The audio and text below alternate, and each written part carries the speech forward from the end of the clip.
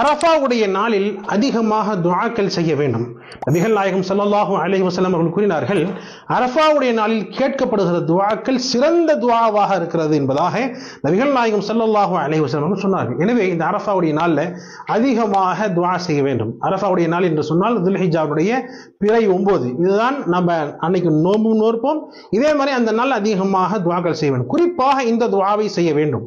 லா இலாஹா இல்லல்லாஹு வஹ்தஹு லா ஷரீக லஹு லஹுல் முல்கு வ லஹுல் ஹம்து வஹுவ அலா குல்லி ஷைஇன் கதீர். இன்னொரு முறை சொல்கிறேன், லா இலாஹா இல்லல்லாஹு வஹ்தஹு லா ஷரீக லஹு லஹுல் முல்கு வ லஹுல் ஹம்து வஹுவ அலா குல்லி ஷைஇன் கதீர். இந்த துஆவை, இந்த தஸ்பீஹை இந்த துல்ஹிஜ்ஜாவுடைய பிறை 9 அரஃபாவுடைய நாளில் அதிகமாக சொல்ல வேண்டும். அல்லாஹ் நம் அனைவருக்கும் இந்த துல்ஹிஜ்ஜாவுடைய முழு பரக்கத்தை பெறக்கூடிய பாக்கியத்தை தந்து அருள்வானாக. இந்த வருடம் யாரெல்லாம் ஹஜ்ஜுக்கு சென்றிருக்கிறார்களோ அல்லாஹ் அவர்களுடைய ஹஜ்ஜை அங்கீகரிப்பானாக. நம் அனைவருக்கும் குர்பானி செய்யக்கூடிய பாக்கியத்தை கொடுத்து அருள்வானாக. குர்பானி நம்ம யாரெல்லாம் தர இருக்கிறோமோ நம்முடைய குர்பானி அல்லாஹ் அங்கீகரிப்பானாக. ஆமீன்.